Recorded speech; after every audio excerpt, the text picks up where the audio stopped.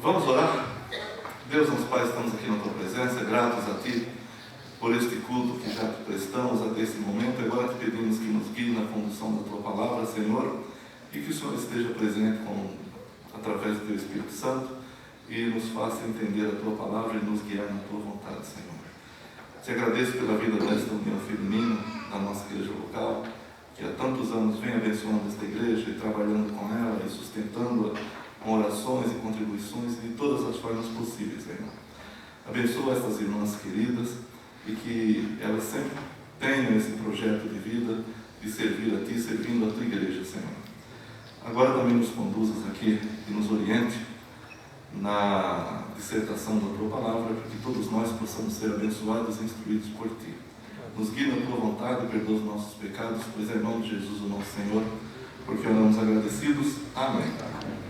Muito bem, em razão do que está acontecendo, eu vou ler com os irmãos um versículo muito conhecido de todos nós, que está em Provérbios 31:10. Provérbios 31:10. Na semana passada, nós comemoramos aqui o Dia da Criança, então eu falei sobre alguns meninos da Bíblia. E hoje, como é aniversário da União Feminina, nós vamos pensar sobre mulheres da Bíblia. Vou falar só sobre duas, que é o suficiente para vocês verem como duas mulheres fazem a diferença. Provérbios 31:10 diz: mulher virtuosa, quem a achará? O seu valor muito excede de rubis. Amém? Amém? Irmãos, homens, vocês acham que as mulheres são virtuosas realmente? Vamos ler nós juntos? Mas diga com a força que você sente que elas de fato têm. Se você achar que elas não são virtuosas, por favor, nem diga. Mas vamos lá.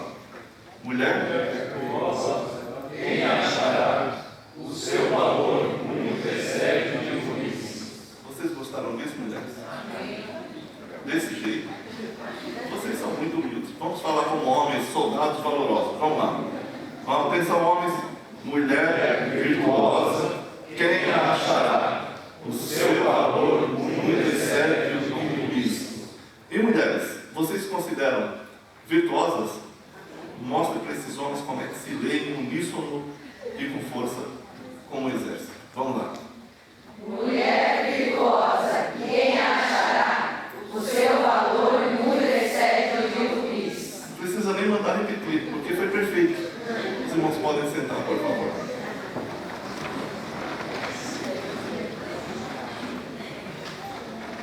Aprenderam?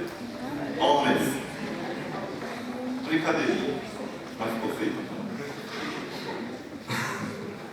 O versículo que nós lemos, que é muito conhecido de todos nós, ele faz uma pergunta, não é? Mulher virtuosa, quem a achará? Então ele faz essa pergunta que diz que a mulher virtuosa é um tesouro de grande valor, que quando é encontrada, ela é avaliada em rubis. Quanto vale um rubi? Alguém sabe? É mais caro que ouro, né? Alguém tem joia de rubi aqui? Levanta. Fora o meu relógio. Não, meu relógio é pagado. Mulher virtuosa, quem achará? O seu valor muito excede de rubis. A raridade dessa mulher prende-se ao fato dela ser virtuosa. Você sabe que na vida a gente pode ter todas as opções possíveis de viver. O que você escolhe para viver? Quais são suas opções? O que você tem na cabeça? O que você espera do mundo? O que você acha que o mundo espera de você? O que a igreja espera de você? O que você espera da igreja?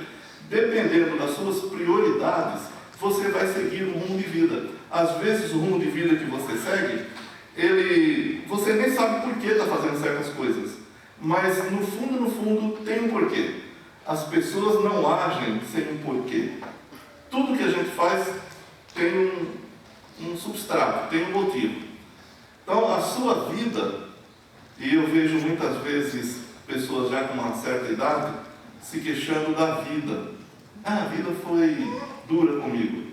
Será? Será que a vida foi dura com você? Ou você foi mole com a vida? Né? A Marquinha aqui, deixa eu usar você dizendo, mulher virtuosa. Essa menina, e dentre tantas outras, né? Eu tenho muita admiração por ela, Ela saiu de Jacobina, na Bahia, né, Marta? Precisava trabalhar para se sustentar e ajudar a família, ela é rima de família, mas ela tinha um sonho. Ela queria fazer uma faculdade. Então a mãe dela falava: não, Marta, você tem que trabalhar, não é, Marta? Os nossos pais falam isso para nós, né? A gente que é ilha, que a gente precisa trabalhar de verdade, os pais: você tem que trabalhar, né? Tá. E a mãe da Marta não era diferente das outras. E a Marta: não, mãe, eu sei que eu tenho que trabalhar, mas eu posso fazer alguma coisa a mais. Daí então ela entrou na universidade, como ela queria, e veio para São Paulo. Que ela disse que a mãe dela: não, filha, São Paulo não, é muito frio, você vai morrer de frio.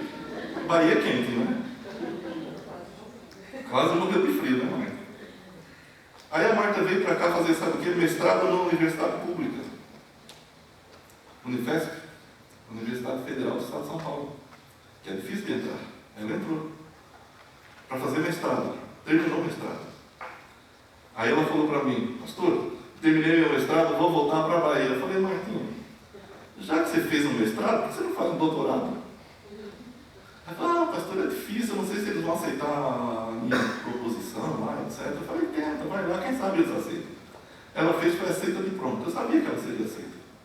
Aí começou o doutorado aqui e apareceu uma oportunidade de ela continuar os estudos dela em Paris, na França. A Marta foi para a França. Voltou da França. Está terminando o doutorado dela. E quando ela terminar o doutorado dela, quando ela falar para mim: pastor, terminei meu doutorado, vou para a Bahia. Vou falar para ela: Marta, já que você fez o doutorado, faz uma livre docência.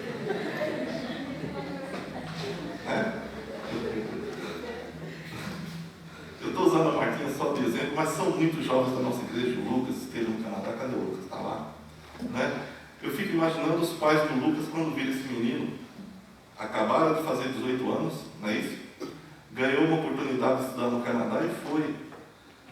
Isso são coisas admiráveis que os nossos jovens fazem. Mas hoje não é para a gente falar de homem, é só de mulher, tá bom? Só não. No dia que for dos homens, aí eu estendo o assunto. Legal? Aí você lembra de mim. Aí eu lembro de você, com certeza. Mas aí está a Marquinha, uma mulher virtuosa, foi. Então, a vida, o que eu estava dizendo, é que a vida apresenta oportunidades. Ninguém pode dizer para mim: eu não faço porque o país não nos dá ajuda, o governo é corrupto, o governo é isso e aquilo. Uma coisa que se ensina na Universidade de Harvard, nos Estados Unidos, é que você não precisa do governo para fazer qualquer coisa e você também não precisa estar no governo para fazer qualquer coisa. Você só precisa de duas coisas na vida para realizar o que Deus quer que você realize. Em primeiro lugar, estar em sintonia com Deus.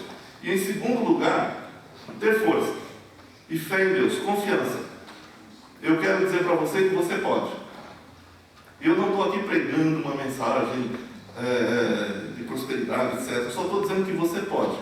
Essas mulheres que eu vou citar aqui, elas fizeram coisas muito interessantes. Eu vou me prender só às mulheres, porque hoje é dia delas, pelo menos na nossa igreja.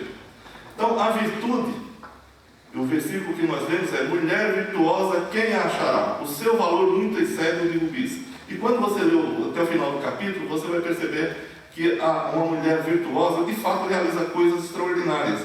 Virtude, o que é virtude? Né? Virtude é característica, no caso da mulher, pode ser de qualquer pessoa, mas no caso da mulher, vou falar só de mulher.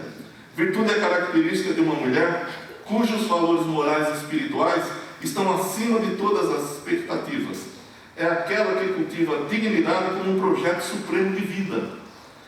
Já disse alguém, falando sobre mulher virtuosa, que mulher virtuosa é aquela que é altiva sem ser arrogante. Olha que bonito. Mulher virtuosa é aquela que é altiva sem ser arrogante. É educada sem ser oferecida. É fina sem ser vulgar. É capaz de conversar com todos sem ser libertina. Ela é plenamente confiável em suas palavras e atitudes. A vulgaridade jamais se vê em suas ações. Então eu queria, assim, pensando nessa mulher virtuosa que está acima de todas as expectativas, que é o que o versículo que nós lemos sugere, eu queria lembrar com os irmãos aqui apenas a história de duas mulheres. Uma delas é Ruth. Abra sua Bíblia no livro de Ruth.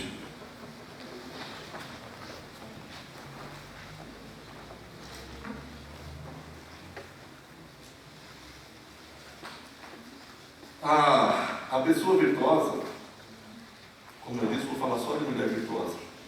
Onde se descobre uma pessoa de valor? Se descobre no meio das dificuldades. Então eu quero dizer para você uma coisa. Se a sua vida apresenta alguma dificuldade, não fique imaginando que Deus não ouve as suas orações, que Deus está com algum problema com você. Não é nada disso não. Deus às vezes leva você no meio das dificuldades para ensinar você como agir. E você vai pôr para fora de você toda a sua fé em Deus e a capacidade e os dons que Ele te deu. Se você estiver numa situação de conforto absoluto, dificilmente você vai mostrar os seus dons e os seus talentos. Já disse alguém que os grandes pilotos são descobertos nas grandes tempestades.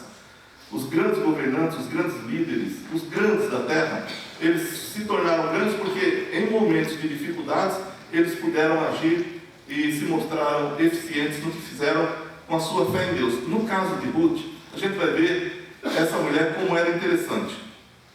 No capítulo 1 do livro de Ruth, nós vamos ver o fato. O que aconteceu ali? Por que Ruth vai entrar na história de Israel? Em primeiro lugar, Ruth não era israelita. Ruth era uma moabita. Ela não era aceita em Israel. No Pentateuco é dito que até a terceira ou quarta geração de moabitas não entrariam na congregação do Senhor. E Ruth é moabita. Então ela tinha todas as dificuldades pela frente. E como é que ela vai entrar na história de Israel? Vamos ver.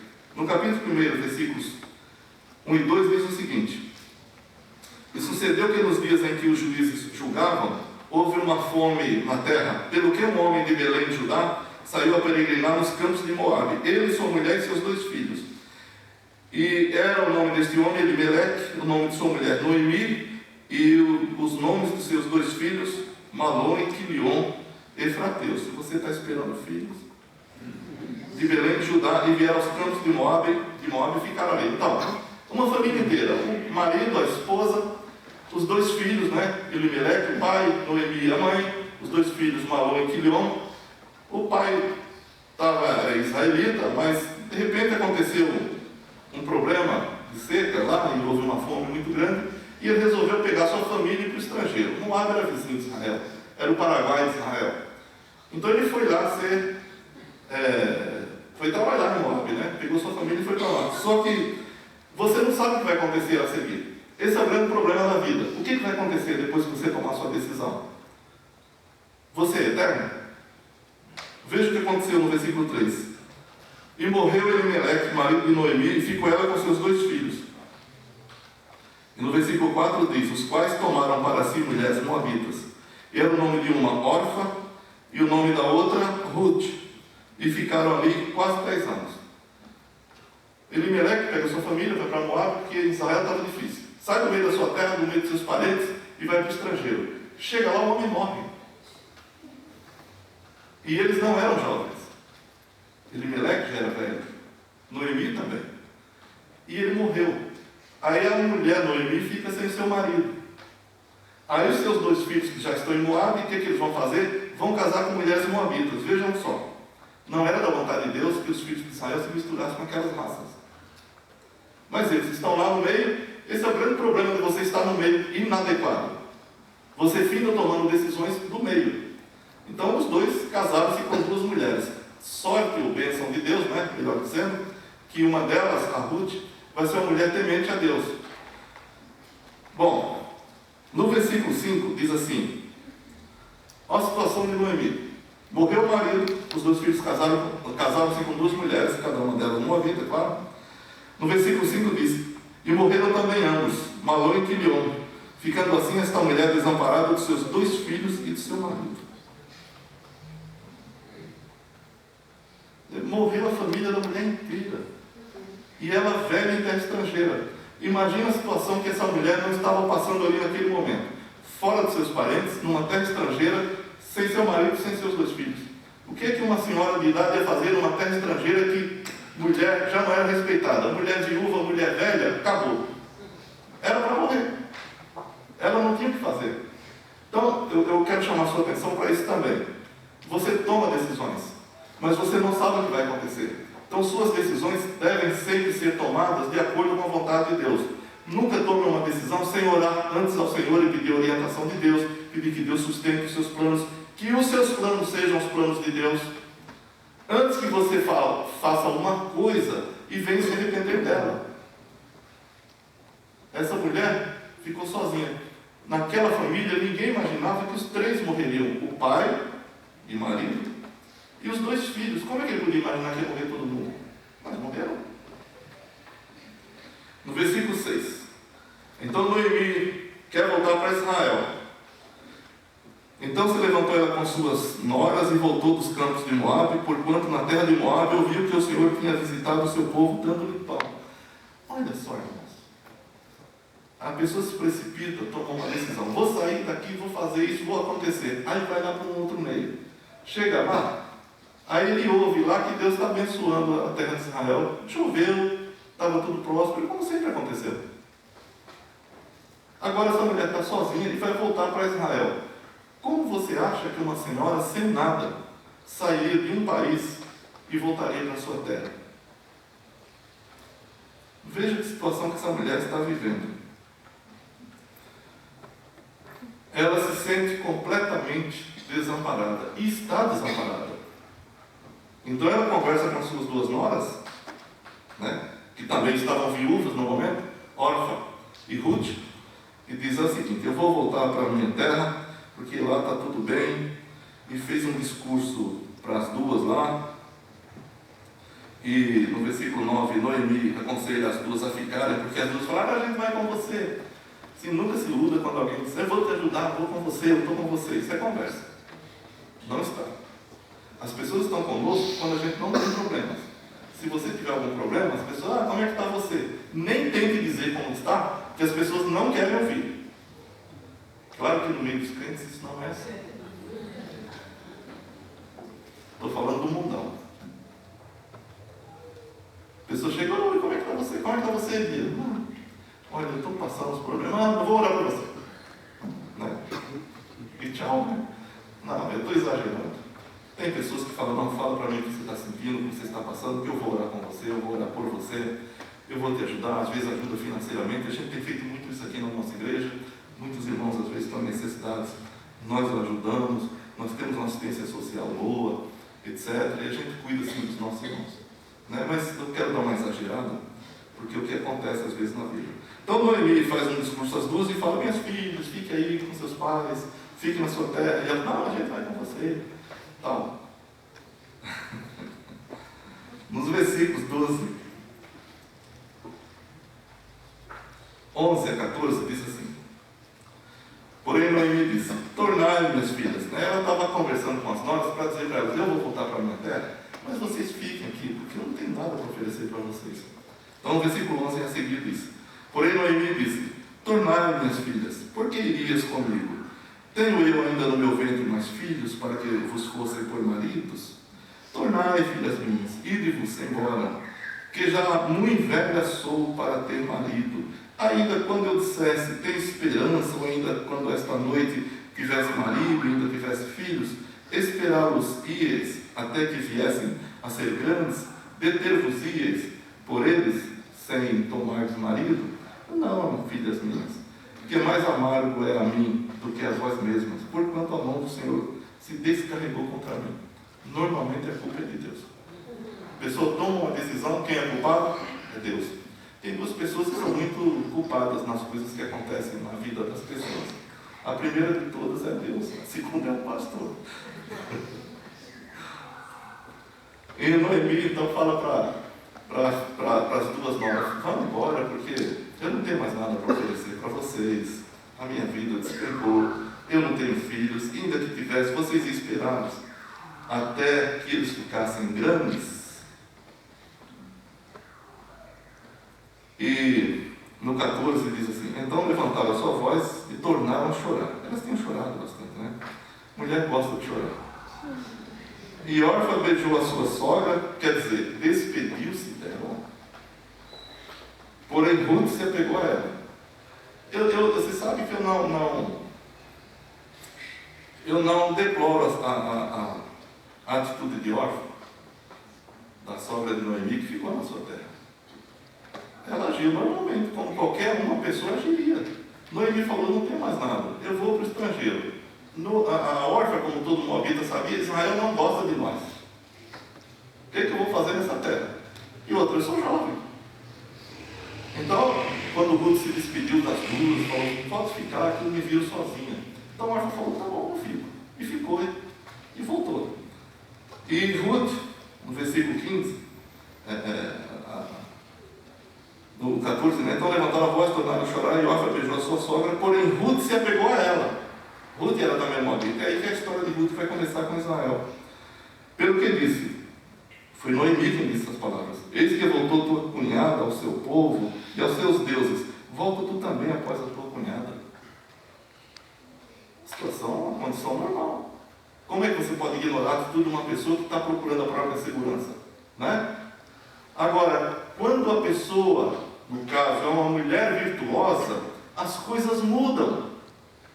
Porque uma mulher virtuosa, uma pessoa virtuosa, qualquer que seja ela, homem ou mulher, não importa, ele não tem esse tipo de atitude. A atitude da virtuosidade está em Ruth. Veja o que ela vai fazer.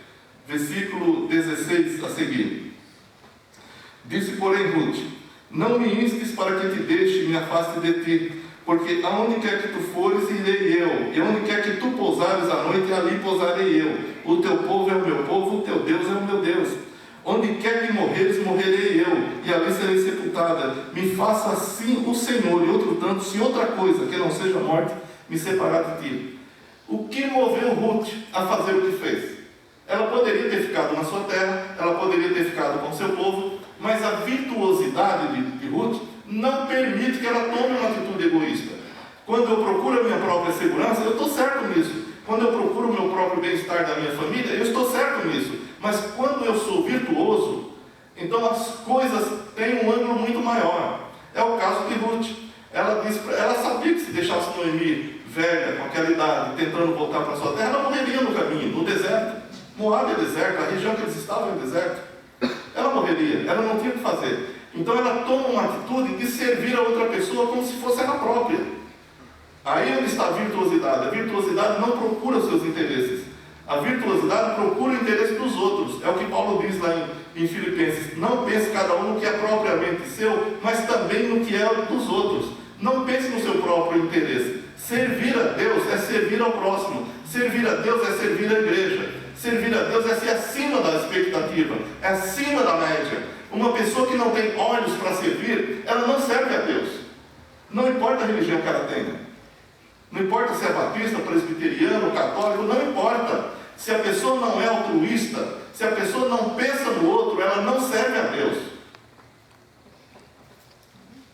Mulher virtuosa é esta aqui. Ela está acima e além das expectativas. Ela toma decisões e atitudes em proveito dos outros, às vezes em detrimento de si mesmo.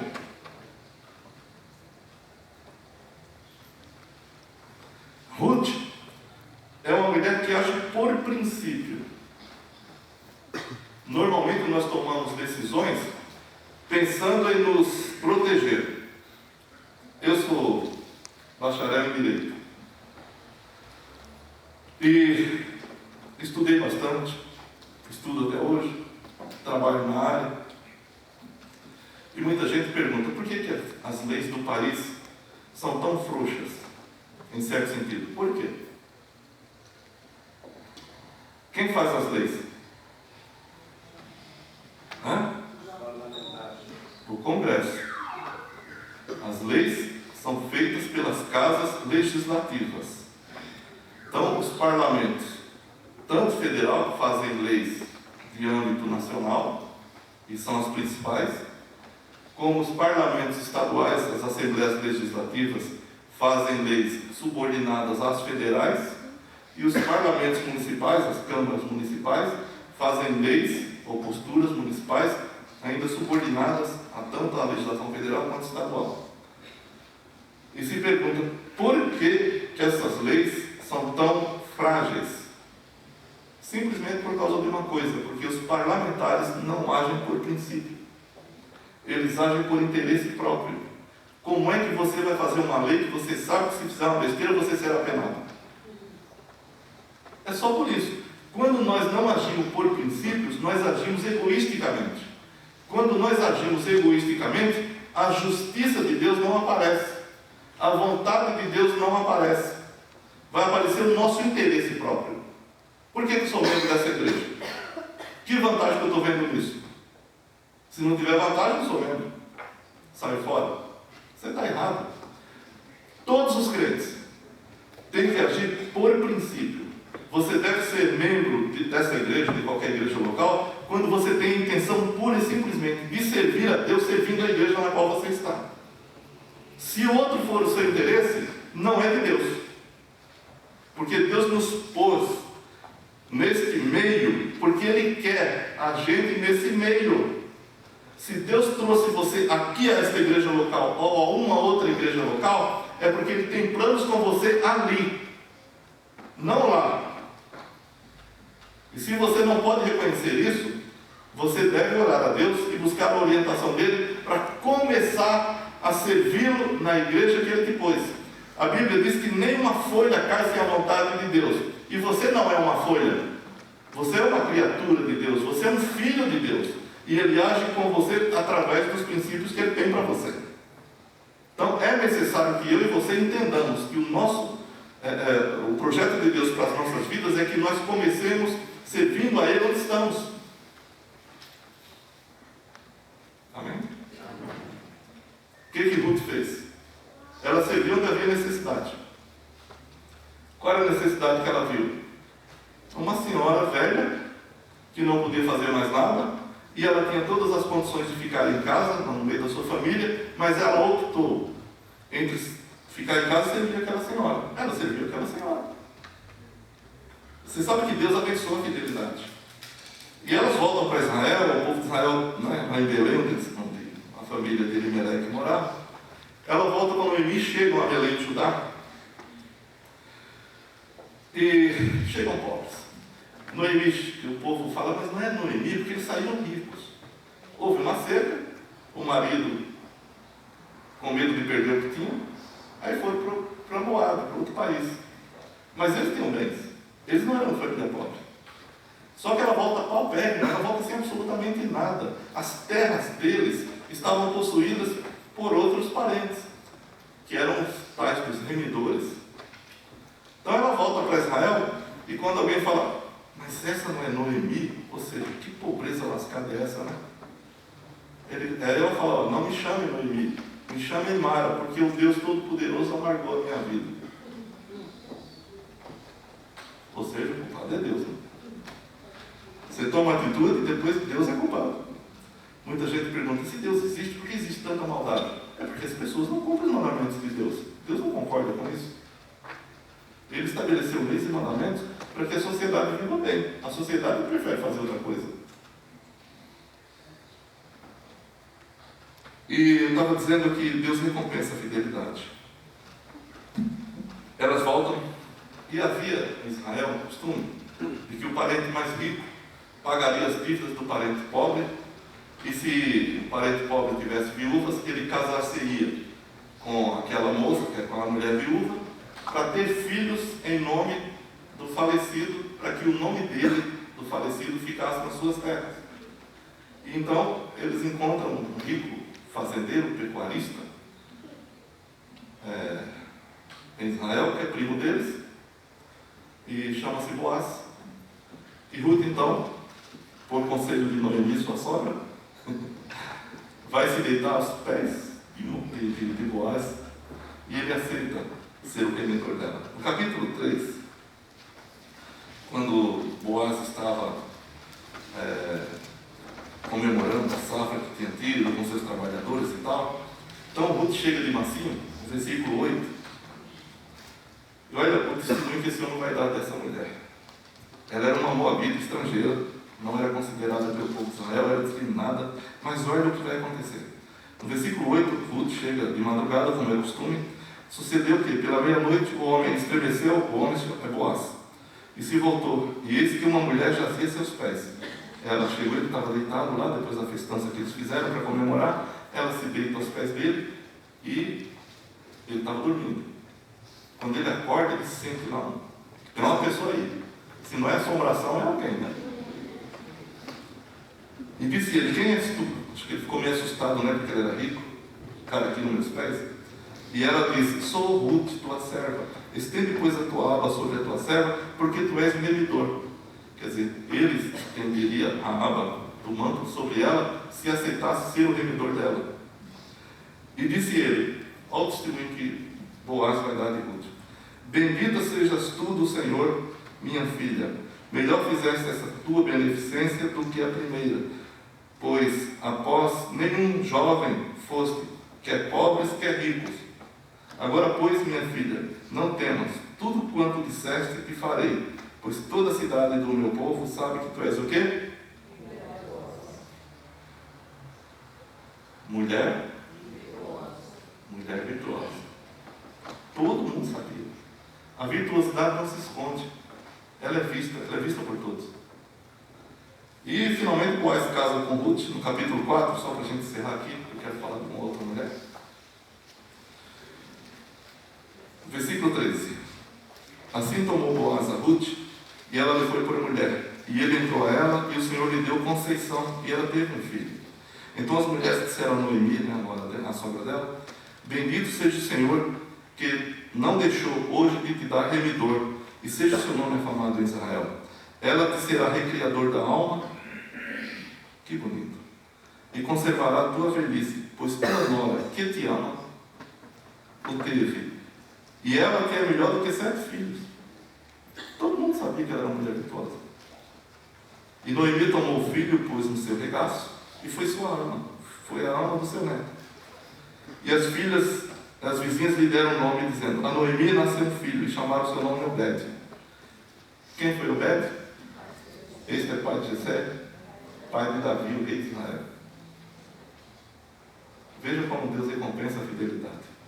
Veja como Deus recompensa a virtuosidade. Seguindo nessa família, tem uma outra história no capítulo 25 do primeiro livro de Samuel, que eu quero me reportar. 1 Samuel 25, que é uma mulher que a gente pouco fala dela, mas, olha que eu estava preparando essa mensagem, eu me lembrei dela. Abigail, mulher de Nabal, carmelita.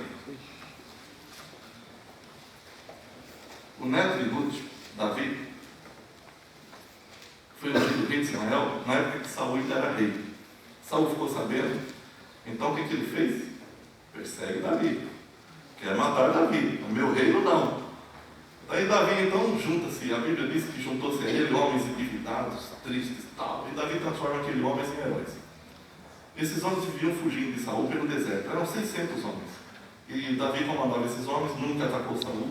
Saul era o rei de Israel, e Davi temia Deus, por isso não o atacava. E nessas andanças de Davi com esses homens aí pelos desertos, uma vez ele encontrou os empregados de um rico fazendeiro chamado Nabal. Nabal era dono de milhares e milhares de animais, era um rico pecuarista também. Então Davi está aí no deserto com seus homens, e naquela época era muito comum haver muitos assaltos, né? Vocês se queixam da falta de segurança de hoje, naquele tempo não tinha polícia. Então cada um tinha que se virar com seus bens, tinha que guardar seus próprios bens, porque senão os outros vinham roubar mesmo. E não tinha lei para punir isso. E Davi então, que estava no deserto, vê aquela multidão de gente lá, aquela multidão de animais, e ele resolve então ajudar aqueles trabalhadores de Nabal, e fez guarda para eles enquanto eles estiveram no deserto. Bom, passou esse período, e os homens retornam ao Carmelo, e Davi sabe então que o Nabal começa a fazer a tosquia das ovelhas, tirar a lã das ovelhas, né, que eles já faziam aquilo naquela época, para vender. Aí Davi com aqueles homens, 600 homens no deserto, falta tudo, né? Ele resolve mandar um recado para o Nabal para pedir alguma coisa, para dar para os homens lá para comerem, né? Então Davi manda 10 jovens para pedir a Nabal. A Bíblia diz que Nabal, depois vocês vão ver que cada um era brincadeira, né? Muito ignorante esse homem. 25, 10 e 11 diz assim: quando Davi manda os 10 jovens para ele para pedir alguma coisa, Nabal respondeu aos criados de Davi e disse: quem é Davi? E quem é o filho de Jessé? Muitos servos há hoje que fogem do seu Senhor. Tomarei eu, pois, o meu pão e a minha água e a carne das minhas reses, que degolei para os meus tosqueadores, e o darei a homens que eu nem sei de onde vem? Brincadeira, né? Davi fica muito irado, né? Como qualquer um de nós ficaria. Essa resposta de Nabal, ele fala, eu não sei quem é Davi, eu não sei quem é o filho de Jessé. Davi era nada mais, nada menos do que o próximo rei de Israel, todo mundo sabia disso, e era genro de Saul. E outra, era comandante de tropas de Israel. Davi, quem matou Golias foi Davi. Quem deu muitas vitórias a Israel nesse período foi Davi. Então como é que o cara fala quem é Davi? Davi era um grande. Estava fugindo, mas era grande. E ele disse, quem é esse cara? Esse é um vagabundo que fugiu do seu Senhor. Foi isso que ele disse. Aí Davi vai ficar muito irado. Versículo 13 desse capítulo 25 de 1 Samuel diz: a gente está falando de atitudes. Toma cuidado com suas atitudes, né? Você às vezes está em determinado momento, você acha que você pode fazer ou dizer certas coisas. Toma cuidado com o que você faz e diz. Aí o Nabal falou isso no versículo 13. Pelo que disse Davi aos seus homens: cada um cinge a sua espada. E cada um cingiu a sua espada, e cingiu também Davi a sua espada, e subiram após Davi uns 400 homens, e 200 ficaram com a bagagem. Guerreiros, no deserto. Versículos 21 e 22. E disse Davi: na verdade, em vão tenho guardado tudo quanto este tem no deserto, e nada lhe faltou de tudo quanto tem, e ele me pagou mal por bem. Assim faça Deus aos inimigos de Davi, e outro tanto, se eu deixar até amanhã de tudo que tem, pelo menos um menino. Davi armou seus homens e vinha disposto a matar Nabal, a família inteira, os empregados, todo mundo, não ia sobrar nada.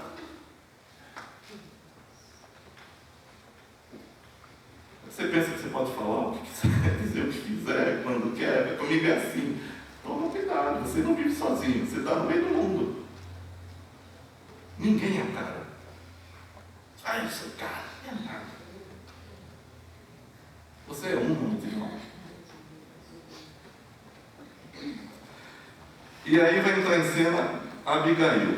Voltando um pouquinho, quando os jovens de Davi, 10 jovens, vieram falar com Nabal, e Nabal deu aquela resposta mal criada, aí um dos jovens de Nabal, que estava presente, ele toma a seguinte atitude. Veja no versículo 14 a seguir.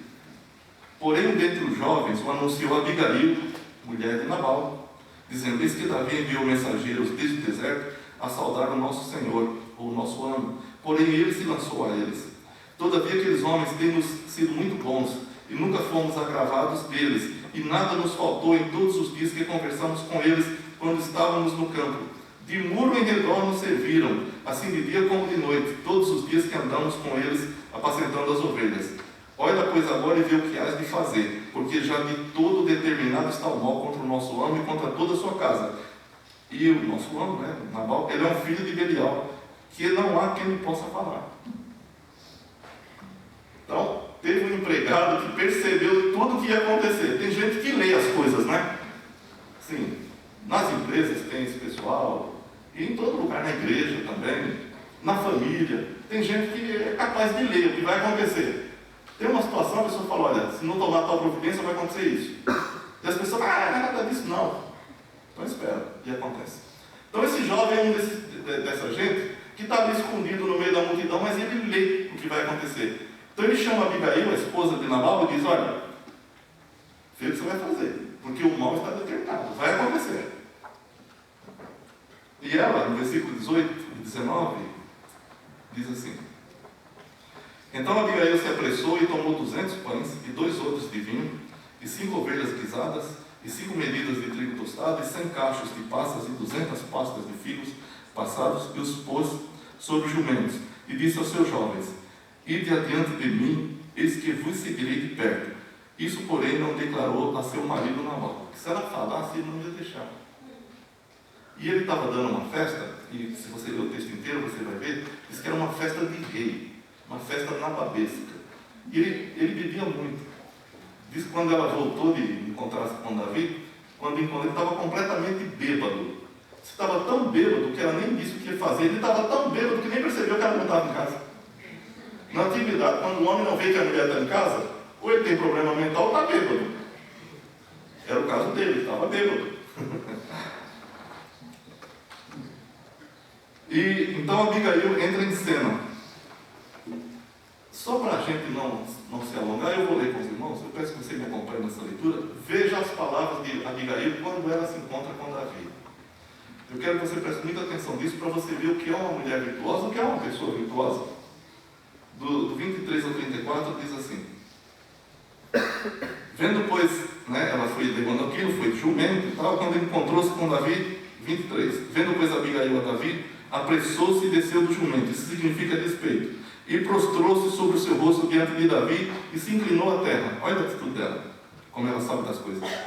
E lançou-se aos seus pés e disse: ah, Senhor meu, minha seja a transgressão, deixa, pois, falar a tua serva aos teus ouvidos, e ouve as palavras da tua serva. Meu Senhor, agora não faça este homem de Belial, a saber, Nabal, que era o marido dela, impressão no teu coração, porque tal é ele, qual é o seu nome. Nabal significa tolo, imbecil. Nabal é o seu nome, a loucura está com ele, e eu, tua serva, não vi os jovens de meu Senhor que enviaste. Agora, pois, meu Senhor, ela está falando com Davi, vive o Senhor e vive a tua alma, que o Senhor te impediu de vires com sangue e de que a tua mão te salvasse. E agora, tais quais Nabal, sejam os teus inimigos e os que procuram mal contra o meu Senhor. Agora, esta é a bênção que trouxe a tua serva ao meu Senhor. Desce aos jovens que andam após as pisadas de meu Senhor.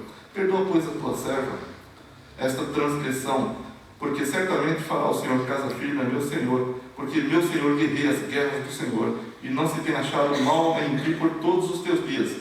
E levantando-se algum homem para te perseguir e para procurar a tua morte, então a vida de meu Senhor será atada no feixe dos que vivem com o Senhor teu Deus. Porém a vida de teus inimigos se arrojará ao longe, como do meio do côncavo de uma funda. E há de ser que, usando o Senhor com meu Senhor, conforme todo o bem que já te tem dito a ti, e te tiver estabelecido chefe sobre Israel, então meu Senhor não te será por tropeço, nem por pesar no coração, o sangue que sem causa derramaste, nem tampouco haver-se salvado meu Senhor a si mesmo. E quando o Senhor fizer bem a meu Senhor, lembra-te então da tua serva. Então Davi disse a Abigail: bendito o Senhor Deus de Israel, que hoje te enviou ao meu encontro, e bendito o teu conselho, e bendita tu, que hoje me estorvaste de vir com sangue, de que a minha mão me salvasse. Porque na verdade vive o Senhor Deus de Israel, que me impediu que fizeste mal, que se tu não te apressaras e não me vieras ao encontro, não ficaria Nabal até a luz da manhã, nem mesmo o menino. Veja um conselho interessante. Aqui está uma mulher que não incentiva o mal. Eu quero dizer para você, minha irmã, seja quem você for, nunca incentive seu marido, sua família ao mal. Abigail, o que ela faz aqui? E esse aqui é o exemplo de uma mulher virtuosa. Abigail assume a culpa de Nabal. Ela fala: olha, meu Senhor, perdoa a mim. A transgressão é minha, não é dele. Ela assume a culpa dele, aconselha Davi a não vingar-se com as próprias mãos, mostra-se ciente dos planos de Deus a respeito da vida de Davi. Ela fala: eu sei que isso não vai ser rei, e será porque Deus o disse. E em quarto lugar, ela diz para não fazer uma coisa que no futuro ia pesar na consciência de Davi. Ele fala: não faça isso, porque quando você se tornar rei, essa coisa vai ficar muito pequena para você, isso vai pesar no seu coração. Ela é uma psicóloga, né? Não é verdade? Ela sabe que se você tomar uma atitude errada, aquilo vai fazer mal a você, vai fazer mal à sua família. Então ela fala: não faça isso, perdoa, porque no futuro você vai se sentir muito mal quando você for rei. Você vai falar: caramba, eu fiz uma besteira, não precisava ter feito. Nabal era rico, mas não era tão importante assim. E quando ele fosse rei, aquilo ia pesar no coração dele. Um conceito interessante de uma mulher virtuosa: não faça nada que no futuro você vai se arrepender. Antes de tomar qualquer atitude, ore a Deus e tome a atitude certa. Esta aqui é uma outra mulher virtuosa. E eu quis falar sobre essas duas mulheres porque eu acho muito admirável a história das duas, porque as duas, em momentos de crise, elas tomaram decisões corretas e ajudaram pessoas a não fazerem besteira. Então, aí onde está a virtuosidade. E quero concluir essas palavras dizendo o seguinte: a nossa igreja nasceu praticamente pelo trabalho das mulheres virtuosas. E muitas mulheres virtuosas têm permeado a vida dessa igreja local e de tantas outras no mundo, não é?